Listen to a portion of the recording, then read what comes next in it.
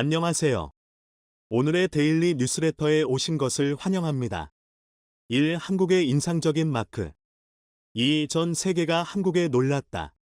3. 중국의 양면. 한번 진실을 알아봅시다. 폴란드와 대한민국 간의 관계는 두 다양한 문화와 역사를 공유하는 두 나라 간의 협력과 이해를 상징적으로 나타내고 있습니다. 이 두 나라는 자유, 민주주의, 경제 발전과 같은 기본 가치를 공유함으로써 견고한 동맹을 구축해 왔습니다. 폴란드와 대한민국은 어려움을 극복하고 현재의 번영을 이루기 위한 노력의 역사를 공유하고 있습니다. 이 두 나라는 경제부터 문화, 교육까지 다양한 분야에서 협력을 촉진하고 있습니다. 양국 기업과 기관들은 산업 프로젝트, 연구 및 기술 개발 분야에서 긴밀히 협력하고 있습니다. 러시아 우크라이나 전쟁에서 위기를 느끼고 한국으로부터 수조 원어치 무기를 구매해 완전 무장한 폴란드. 그 덕분에 전 세계에서 한국 무기의 위상이 상당히 높아졌습니다. 아무래도 러시아가 우크라이나를 점령한다면 다음 먹잇감이 될지도 모른다는 두려움과 급박함에 선택했다 보니 한국산 무기가 그만큼 신뢰도가 있구나 라는 인식이 생겼을 겁니다. 그런데 폴란드가 한국에 맡긴 것은 비단 안보에 그치지 않습니다. 폴란드 역사상 가장 거대한 석유화학 플랜트까지 한국 기업에게 전부 맡겼는데요. 오늘은 폴란드로 이동해 보겠습니다. 1965년 태국 파타니 나라티와 고속도로 프로젝트를 수주하면서 해외 건설 역사의 시작을 알린 현대건설. 이후 한국 기업들은 전 세계 곳곳에 한국의 론적을 남겨놨습니다. 한때 세계 최고층 건물이었던 두바이의 부르즈 갈리파는 삼성물산이 세웠고 싱가포르 랜드마크 마리나 베이 샌즈 호텔은 상용건설이 세웠습니다. 그리고 전 세계에서 가장 긴 현수교 차나칼레 대교는 DLENC와 SK의 코플랜트가 뒤늦기에 세웠죠. 이렇게 전 세계 곳곳에 진한 한국의 흔적을 남긴 건설사들이 쌓은 누적 수주액은 1조 달러, 약 1,300조 원을 넘어섰습니다. 단순히 호기심으로 도전한 사업이 아니라 한국의 먹거리 사업으로 해외 시장을 선택한 겁니다. 그리고 폴란드에는 한국 기업이 유럽연합에서 따낸 첫 대형 석유화학 플랜트가 곧 준공을 마치고 가동 준비에 들어갔습니다. 폴란드 수도 바르샤바에서 북서쪽으로 약 460km 떨어진 폴리체 펄리슬 지역에는 폴리머리 폴리체 달수소화 공정, 폴리프로필렌, PTH-PP, 톨렌트 프로젝트, 이하 폴리머리 프로젝트가 준공을 앞두고 있습니다. 이 프로젝트는 현대엔지니어링이 수행 중인데 상당히 상징적인 프로젝트가 아닐 수 없습니다. 왜냐면 그간 우리나라 건설사들은 유럽에서 교량, 터널 등의 토목 분야나 자동차, 타이어, 공장 또는 업무용 건물을 지어왔을 뿐 석유화학 플랜트는 지어본 적이 없습니다. 왜냐면 안 그래도 유럽에는 플랜트 선진 기업들이 즐비하기 때문에 이 치열한 유럽 한복판에서 한국 기업이 수주한다는 것은 사실상 어려울 것으로 보였었는데 폴란드 최대 민간 석유화학 기업인 그루파 아조티, 그러퍼 에조티는 현대엔지니어링에게 폴리머리 프로젝트를 단독으로 발주했습니다. 폴리머리 프로젝트는 폴란드의 석유화학 플랜트를 건설하는 사업으로 축구장 55개를 합친 12만 평 규모의 땅에 연간 40만 톤의 폴리프로필렌 생산시설과 부대시설을 건설합니다. 이는 폴란드 역대 최대 규모의 석유화학 플랜트로 현대엔지니어링이 단독으로 수주했는데 사업비가 무려 1조 5,400억 원에 이르는 초대형 프로젝트입니다. 톨렌트에서는 프로판가스와 프로필렌을 만들고 이렇게 만들어진 프로필렌은 에틸렌과 결합해 자동차 내외장재, 인공섬유, 각종 생필품 등의 기초 소재가 되는 폴리프로필렌으로 태어납니다. 폴란드 내수뿐 아니라 수출도 계획하고 있어 폴란드의 입장에서는 미래 먹거리인 셈. 아직 완전히 가동되는 것은 아니지만 지난 6월 22일 현장에서 폴리프로필렌 초도 생산 기념행사를 진행해 마테우시 모라비에츠키, 마테이우스 모러비에스키, 폴란드 총리 등이 참석해 행사를 빛냈죠. 사실 폴리머리 프로젝트는 우리나라 입장에서는 상당히 상징적인 사업이기도 합니다. 지난 2018년 한국에서는 한국해외인프라도시개발공사 KIND가 출범했는데 공사가 선정한 제1호 투자 사업이 바로 폴리머리 프로젝트입니다. 현대엔지니어링의 설계 시공 능력과 시너지를 일으켜 최종 수주에 성공했죠. 사실 폴란드가 한국 기업에게 역대 가장 큰 석유화학 플랜트를 맡겼다는 것은 꽤 큰 의미가 있습니다. 2004년 EU에 가입한 이후 꾸준한 경제 성장을 이뤄온 폴란드는 2018년 쟁쟁한 회원국들을 모두 제치고 경제 성장률 1위를 기록했죠. 이번 수주를 계기로 한국 건설사의 기술력과 수행 능력이 입증됐기 때문에 진입장벽이 높은 유럽 플랜트 시장에서 한국의 활약을 기대해 볼 수 있을 것 같습니다. 어려움이 없었던 것은 아닙니다. 2019년 수주한 직후 코로나가 터지는 바람에 인력 수급에 엄청난 어려움을 겪었습니다. 여기에 공장도 가동되지 못하고 하늘길도 막히는 바람에 원자재 값은 폭등했죠. 여기에 러시아 우크라이나 전쟁까지 겹치면서 그야말로 풍전등화의 위기 속에서 어렵게 공사를 시작했습니다. 발주처인 그루파 아조티 역시 이러한 위기 상황을 감안해 계약서를 2차례나 수정해주는 등 적극적으로 협조해준 덕분에 극한의 어려움 속에서도 공기를 지연시키지 않고 곧 가동을 눈앞에 두고 있습니다. 그런데 더 놀라운 건 폴리머리 프로젝트가 끝나기도 전에 현대엔지니어링에 발주했다는 점입니다. 지난 2021년 6월 폴란드 최대 규모의 국영 정유기업 PKN 올렌 PKN 오어런은 PKN 올레핀 확장공사 프로젝트를 발주했는데 설계, 조달, 시공, EPC를 담당할 업체로 현대엔지니어링을 선택했죠. 이는 위에서 살펴본 폴리머리 프로젝트보다 훨씬 큰 사업으로 총 사업비가 무려 4조 1천억 원으로 폴리머리 프로젝트보다 약 3배 규모에 육박합니다.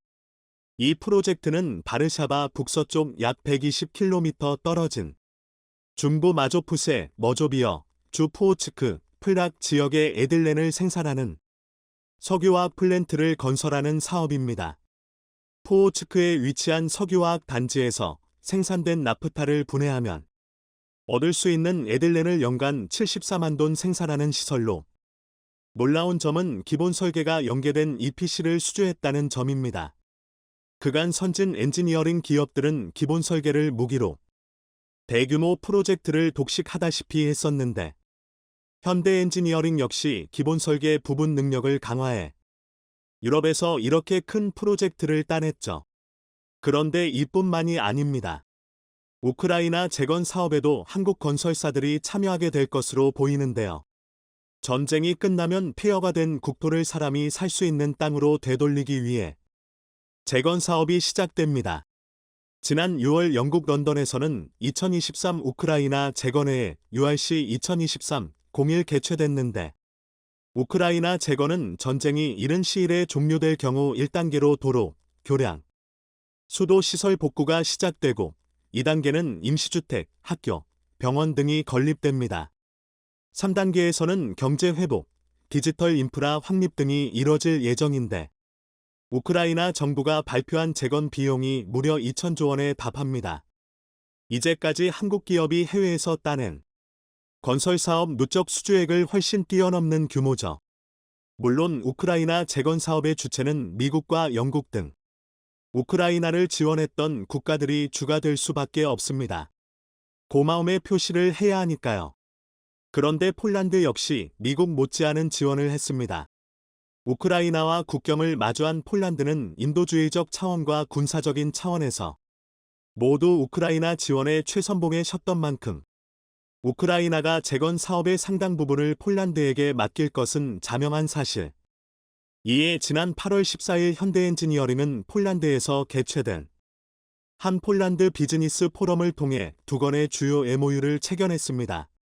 지난 7월 윤석열 대통령은 리투아니아에서 열린 나토 정상회의 일정을 마치고 폴란드로 날아가 안제이 두다 폴란드 대통령과 정상회담을 가졌는데 이 자리에서 우크라이나 재건 및 개발 프로젝트 협력, 국도 도시 인프라 계획 협력, 공공 민간기업 간 교류 및 협력 증진 방안 등 상당히 많은 MOU가 체결됐습니다. 이 중 눈에 띄는 것이 우크라이나 재건 사업입니다.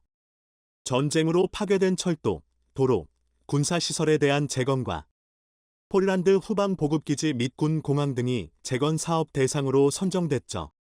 현대엔지니어링은 폴란드 방안에 동행해 PZ와 MOU를 체결했는데, PZ는 폴란드 국방부 산하 국영 방산 기업으로 우크라이나에 상당한 네트워크를 구축하고 있습니다.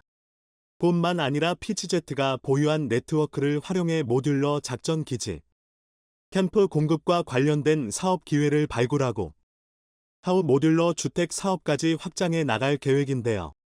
여기에 현대엔지니어링, 미국 USNC 그리고 그러퍼 에조티 펄리스 3자 간 초소형 모듈 원전 사업 협력 MOU도 체결했습니다.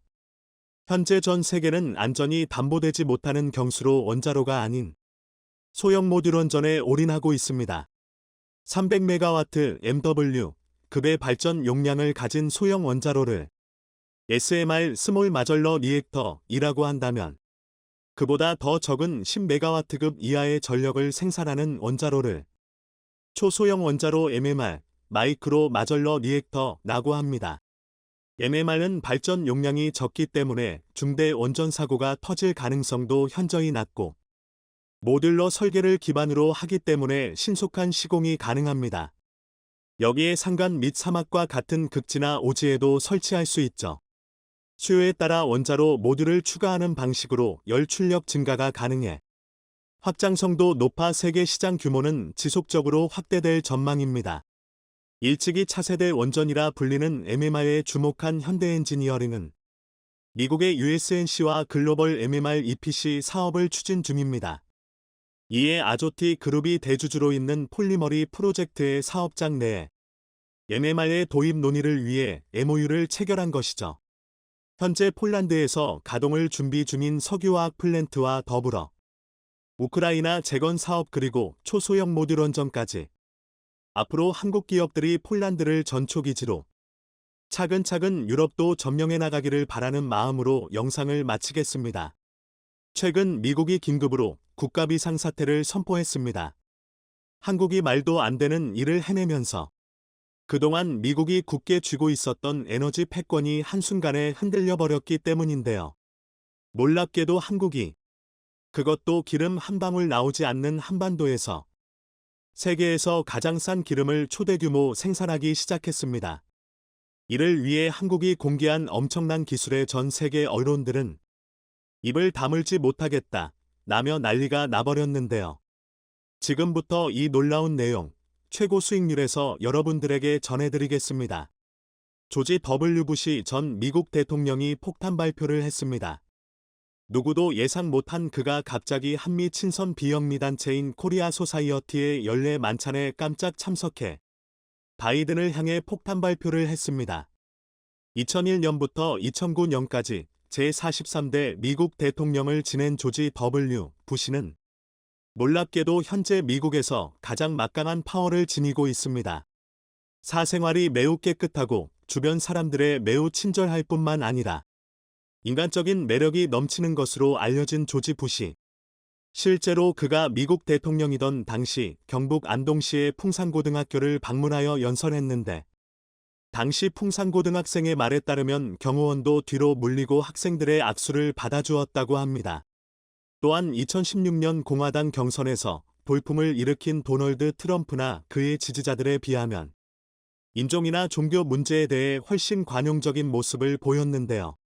이렇게 모든 유색인종을 아우르는 모습과 주변 사람들의 매우 친절했던 덕분에 현재까지도 조지 부시는 공화당 내 권력 서열 상위 10명을 모두 자신의 편에 두고 가장 막강한 파워를 지니고 있습니다.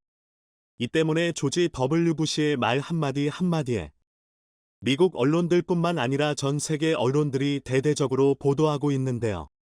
놀랍게도 그가 최근 한국을 대신해 한국의 뒤통수를 친 바이든의 폭탄 발표를 했습니다. 그는 바이든이 저지른 한국 차별 정책이 얼마나 어리석은 짓인지를 강조하기 위해 한미 관계의 중요성에 대해 역설하며 미국 국민은 한국이 미국의 훌륭한 교역 상대라는 것을 정확하게 이해할 필요가 있다. 라고 외쳤습니다. 조지 W. 부시는 자신이 대통령이었던 시절 한국과 미국이 최초로 FTA를 체결했다며 자신은 한국이 미국에 얼마나 중요한 존재인지 너무나 잘 알고 있다고 전했습니다. 유력한 차기 미국 대통령 후보이자 한국 사위로 불리는 호건도 바이든의 한국 전기차도 미국 정부가 한 대당 1,000만 원씩의 혜택을 똑같이 주어야 한다. 라는 내용의 촉구 서한을 보냈다며 아시아의 가장 강력한 동맹국에서 정의체계 지도자들이 반복해서 우려를 전해왔다. 라며 이를 전하기 위해 편지를 쓴다. 라고 전했습니다. 그는 IRA에 대해 바이든 정부가 전임 도널드 트럼프 전 대통령이 선호한 무역 정책을 밀어붙인다는 점에서 걱정이 앞선다 라며 이런 정책은 미국의 일자리를 위협하고 궁극적으로는 미국 내 소비자 물가를 밀어 올릴 수 있다 라고 지적했습니다. 호건은 서한에서 한국의 현대차를 사례로 들며 현대차는 5월 미국 생산시설에 55억 달러, 약 7조 6천억 원 이상을 투자하겠다고 발표했는데도 IRA의 세금 공제 대상에서 제외된다 라며 IRA로 인해 미국에 대한 외국 기업의 직접 투자가 지연되거나 이탈할 위험이 있다 라며 IRA의 부작용을 강조했습니다. 그는 자동차 및 부품 시장의 가격 경쟁에서 한국 등 주요 제조사를 배제하면 미국인들의 구매 가격이 치솟을 것이라며 상당수 가점은 전기차에 접근할 수 없게 되고 탄소 배출 감축 목표도 달성이 지연될 것이라고 지적했습니다. 이렇게 유력한 차기 미국 대통령 후보에 이어 미국 내 사실상 권력 서열 1위라 불리는 조지 W. 부시까지 적극적으로 나서 한국의 뒤통수를 친 바이든을 공격하고 있는 이유는 그만큼 한국이 너무나 막강해지고 있기 때문입니다. 실제로 최근에는 한국이 전 세계 에너지 패권을 완전히 뒤흔들 만한 엄청난 기술을 공개하면서 난리가 나버렸는데요. 미국이 사우디를 제치고 세계 1위 산유국으로 등극한 것은 불과 10년 전부터입니다. 10년 전만 하더라도 사우디와 러시아가 미국보다 압도적으로 많은 양의 석유를 생산하며 전 세계 에너지 패권을 쥐고 있었는데요. 미국이 바로 세일 혁명을 일으키면서 이 두 국가를 단숨에 뛰어넘고 이들보다 압도적으로 많은 양의 석유를 훨씬 저렴한 가격에 생산하기 시작했습니다.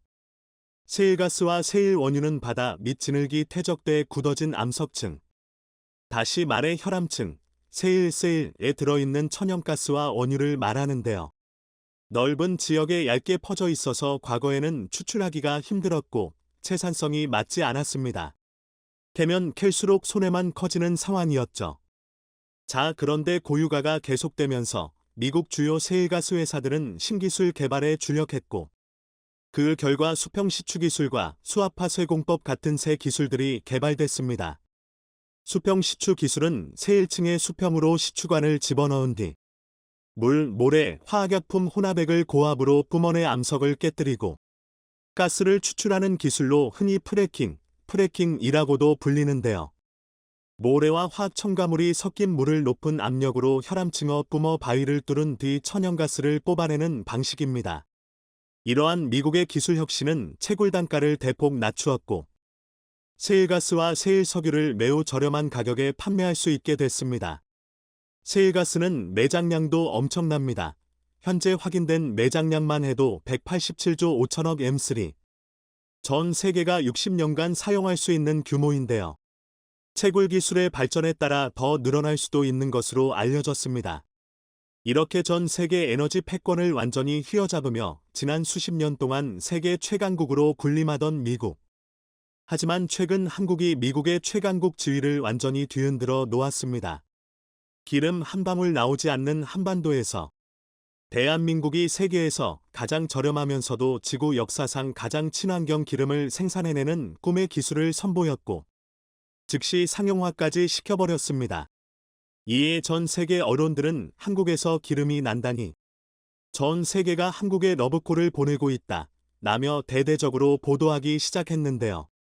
해외 한 주요 외신은 한국이 버려진 플라스틱에서 석유를 생산해내는 궁극의 기술을 성공시켰다. 기적이 일어났다 라고 극찬했습니다.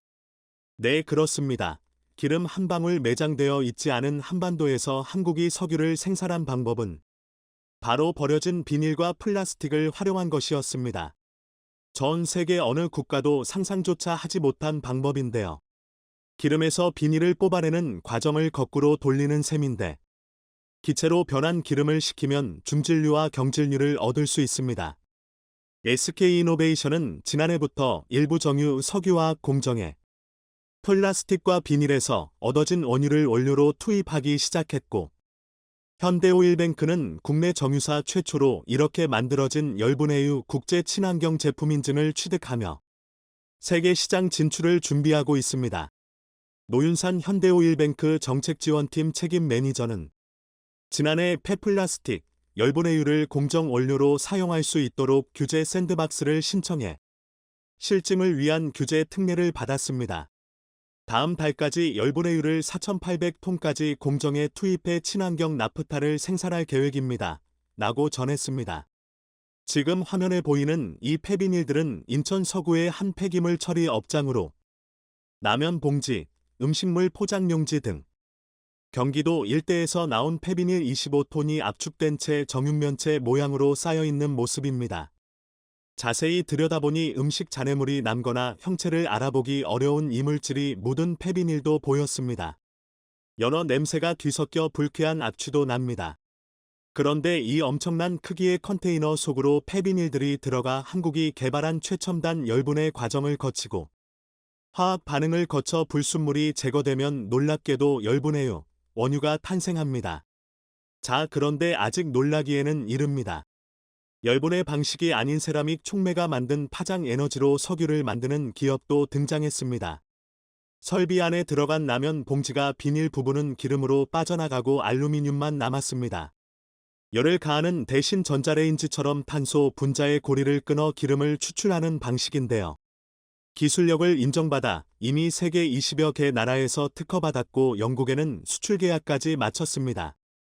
지구 환경에 최악의 물질로 꼽혔던 비닐과 플라스틱, 스티로폼 컵이 자연 분해되는 데 걸리는 시간은 50년. 일회용 기저귀는 450년, 낚싯줄은 600년이나 걸립니다. 자, 그런데 한국이 전 세계에 있는 모든 플라스틱을 지구 역사상 가장 친환경적인 석유 생산 원료로 모두 분해시켜버릴 것이라는 소식에 전 세계가 열광하고 있습니다. 특히 친환경의 모든 것을 건 유럽에서 가장 먼저 반응하고 있는데요. 생산 과정에서 아무런 환경 유해 물질조차 배출되지 않는 데다가 하루에 수백 톤의 폐플라스틱과 비닐을 원유로 재탄생시킬 수 있습니다. 게다가 더 놀라운 것은 미국의 세일 원유보다 더 저렴한 가격에 생산할 수 있다는 것입니다. 이에 영국을 시작으로 독일, 프랑스 등이 한국에 러브콜을 보내고 있고 영국은 이미 계약에 서명까지 마친 것으로 전해졌습니다. 이 속도대로라면 지난 수십 년 동안 미국이 거머쥔 세계 에너지 패권을 한국에 넘겨줄 날이 머지 않았습니다. 미국 주도의 대중국 반도체 제재로 인해 코너에 놀린 중국이 금기야 한국과 반도체 협력을 하기로 했다는 내용을 일방적으로 발표하는 무리수를 두면서까지 한국에 매달리고 있습니다. 이국이 중국을 겨냥해 연일 경제안보 제재 수위를 올리는 가운데 다급해진 중국이 반도체 공급망 문제를 두고 협력하자며 한국에 전격 손을 내민 것인데요. 보시는 사진은 중국 상무부가 홈페이지에 올린 사진입니다. 미국 디트로이트에서 한국통상교섭본부장과 중국 왕원타오 상무부장이 회담한 뒤 기념 촬영을 한 모습을 이례적으로 올렸습니다. 그러면서 중국 상무부는 미국 디트로이트에서 열린 아시아태평양경제협력체 통상 장관회의에서 왕원타오 상무부장이 한국의 산업통상자원부 통상교섭본부장과 만나 반도체 공급망 문제 등을 논의했다. 양측은 반도체 산업망과 공급망 영역에서 대화와 협력을 강화하는 데 동의했다고 밝혔습니다. 하지만 이것은 사실이라고 보기 어렵습니다. 이례적인 만남을 두고 중국 측에서 특별한 일인 것처럼 의미를 부여한 것입니다. 중국의 진짜 속내는 미국이 대중국 첨단 반도체 생산 장비 수출을 제한하며 다른 나라의 동참까지 유도했는데 제발 한국이 이에 동참하지 말 것을 요청한 것입니다. 중국 관영 글로벌타임스는 29일 논평을 통해 이 회담을 거론하며 두 나라가 반도체 협력을 강화하기 위해 한국 반도체 기업들이 중국 시장 내 구멍을 메워주는 건 미국 마이크론의 공급 부족분을 한국 기업이 메우는 것은 자연스러운 일이라며 한중 간 반도체 분야 협력에 매달린 것입니다. 반면 대중국 반도체 수출 통제를 본격화한 일본에 대해서는 강렬한 불만을 제기하며 일본의 반도체 조치는 잘못된 행동이라고 직격탄을 날렸습니다. 한국에 대해서는 손을 내밀고 일본은 강하게 압박하는 행보를 보인 것입니다. 하지만 한국 반도체 기업들은 신중한 태도를 보이고 있습니다. 실제로 중국 상무부가 발표한 반도체 공급망 협력이라는 문구는 한국 측 발표에는 빠져 있었습니다. 그간 중국이 보여온 태도를 보면 허울 좋은 유화책을 믿기 어렵기 때문입니다. 상황이 조금만 달라져도 언제 그랬나는 듯 태도를 바꿔온 것이 바로 중국입니다. 그립대 최근 중국의 반도체 사정이 정말 심각하긴 한 모양입니다.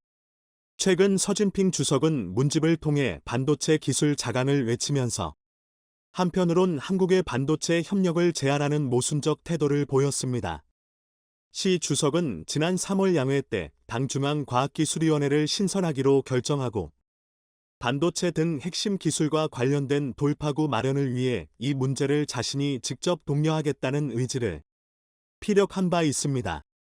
하지만 한쪽에서는 기술 자강을 외치면서 다른 한쪽에서는 한국에 구애를 하는 이중적인 태도를 보이고 있는데요. 그 이유는 현재 중국 반도체 기업들이 엄청난 속도로 추락 중이기 때문입니다. 중국 최대 파운드리 업체인 SMIC, 중芯거지는 지난 1분기 암울한 성적표를 받았습니다. 1분기 매출이 작년 같은 기간 대비 20.6%나 급감했던 것입니다. 더구나 SMIC는 14나노 이하 미세공정 반도체 고객사 수주와 반도체 생산 자체를 사실상 중단한 것으로 전해졌습니다. 대만 디지타임스 등 외신 보도에 따르면 SMIC는 공식 홈페이지에서 14나노 파운드리 기술과 관련한 설명 페이지를 삭제한 상태입니다. SMIC는 제2의 TSMC를 꿈꾸던 중국의 대표적인 반도체 파운드리 기업이었던 만큼 현재 중국 반도체 업계가 얼마나 심각한 상황에 처해 있는지를 단적으로 보여주고 있습니다. 미국 정부가 강도 높은 규제를 앞세워 SMIC의 반도체 장비 및 기술 확보를 압박하자 첨단 반도체 대신 구형 내것이 반도체라도 집중하는 쪽으로 방향을 튼 것으로 보입니다. 공식적으로 발표되지는 않았지만 과거 SMIC는 7나노 미세공정으로 반도체를 제조했다는 소문이 돌 만큼 파운드리 기술력에서 TSMC와 삼성전자를 빠르게 추격하고 있었습니다. 하지만 이러한 SMIC의 급성장은 중국 반도체 성장을 경계하던 미국 정부가 수출 규제를 더욱 강화하는 원인으로 작용하게 됐습니다. SMIC가 중국의 첨단 미세공정 반도체 자급체제를 구축하게 되면 인공지능 등 신사업에서 중국이 두각을 나타낼 가능성을 우려한 것입니다. 사실 반도체는 글로벌 협력이 필수적인 산업입니다. 해외 기술과 장비가 없으면 SMIC는 외국 기업과 경쟁할 수 없습니다. TSMC와 삼성은 2018년부터 7나노미터 칩을 생산하기 시작했으며 두 회사 모두 이를 위해 SMIC에는 없는 ASML의 EUV 스캐너를 사용했기 때문입니다. 전문가들은 앞으로 적어도 5년 안에는 SMIC가 5나노미터 또는 3나노미터 칩을 생산하기는 힘들 것이라고 전망합니다. EUV 장비가 없으면 불가능하기 때문입니다. 따라서 SMIC가 삼성전자와 격차를 좁히려면 적어도 10년 이상의 시간이 걸릴 것으로 예상하고 있습니다. 이처럼 중국 반도체 산업이 완전히 몰락의 길로 접어들자 중국 내부에서도 시진핑 정부에 대한 자성론이 나오고 있습니다. 이국과 관계가 파탄에 이른 것은 미국 탓이 아니라 중국 스스로의 책임이다. 이 말은 미국에서 나온 말이 아니라 놀랍게도 중국 상해교통대의 한 교수가 한 말입니다. 주인공은 상해교통대의 후웨이 교수입니다. 후웨이 교수의 이 발언은 현재 중국을 뜨겁게 달구고 있습니다. 미중 관계 악화의 원인으로 중국을 지목하면서 중국 스스로 고립되는 이를 자처해서는 안 된다고 주장했기 때문입니다. 물론 후웨이 교수 이런 발언에 대해 중국에서 가만히 둘 리는 없습니다. 이 발언이 알려지자 애국심에 불타는 주요 매체의 용단 폭격이 쏟아졌습니다. 하지만 과거와 달리 중국 반도체 업계에서는 후웨이 교수의 발언에 공감하는 반응도 나오고 있습니다. 현지에서 굴욕을 감수하고서라도 미중 관계를 복원해야 한다는 주장까지 나오고 있는데요. 한국과 일본, 네덜란드 등으로부터 고가의 반도체 장비를 제공받지 못하면 생산 라인이 멈출 수밖에 없기 때문입니다. 현재 중국의 반도체 장비 국산화율은 30%에도 못 미칩니다. 따라서 중국 현지에서조차 굴욕을 감수하고서라도 미중 관계를 복원해야 한다는 주장까지 나오는 실정인데요. 임명을 요구한 한반도체 기업 관계자는 미국의 탄압은 부당하지만 아직 중국 반도체는 그에 맞설 역량이 없다. 제재 이후 주요 기업의 가동률이 줄줄이 하락하고 있다. 라고 한숨을 내쉬었습니다. 상황이 얼마나 심각했으면 중국 반도체 산업협회는 중국 정부가 직접 나서달라고 공개적으로 촉구했고 중국 상무부가 한국을 붙잡고 구애하고 있지만 효과는 미지수입니다. 반도체 멸망이 원인이 되어 중국 정부의 입장에 반하는 목소리를 내는 교수까지 등장하고 중국 상무부는 한국에 손을 내밀었지만 그럼에도 중국은 앞과 뒤가 다른 행보를 보이고 있습니다. 앞으로는 손을 내밀지만 뒤에서는 여전히 한국의 반도체 인력을 빼가고 있기 때문입니다. 심지어 최근 들어 그 수법은 아주 대담해졌습니다. 중국이 반도체 개발 분야의 고급 인력을 스카우트하기 위해 삼성전자와 SK하이닉스, 대만 TSMC 등의 공장이나 사옥 앞에서 잠복까지 하면서 한국 인력들과 직접적인 접촉까지 하고 있다는 사실이 알려진 것인데요. 중국 반도체 직원들은 퇴근 시간대에 한국 반도체 인력들에게 접근해 한국 기업에서 받는 연봉 이상의 웃돈을 제시한 뒤 함께 일하자는 제안을 하고 있습니다. 영국 파이낸셜 타임스, FT는 이 같은 풍경을 전하면서 반도체와 전기자동차 배터리, 디스플레이 등 첨단 기술 영역에서 한국의 전문 지식을 축적하려는 중국의 조직적 활동이 강화하고 있다고 대대적으로 보도했습니다. 실제 중국의 움직임은 꽤 적극적입니다. 한국 반도체 기업 공장이나 사옥 앞에서 이른바 뻗치기를 하다가 퇴근 중인 직원들에게 접근해 이직 제안을 하는 건 기본인데요. 기존 연봉의 3~4배에 달하는 파격적 금여 제시하기도 하는 것으로 알려졌습니다. 심지어 페이퍼 컴퍼니까지 동원하고 있습니다. 삼성을 비롯한 반도체 기업들은 기술 유출을 막기 위해 퇴직 후 일정 기간 동종 업계의 다른 회사에 취업하지 못하도록 재취업 제한 내규를 두고 있습니다. 이것을 우회하기 위해 반도체와 무관한 명칭의 페이퍼 컴퍼니에 한국 엔지니어를 취업시킨 후 기간 제한이 풀리면 정식 채용하는 꼼수까지 쓰고 있습니다. 중국 기업으로 이직한 엔지니어 입장에선 잠재적인 첨단 기술 유출범이라는 주변 시선이 신경 쓰일 수밖에 없습니다.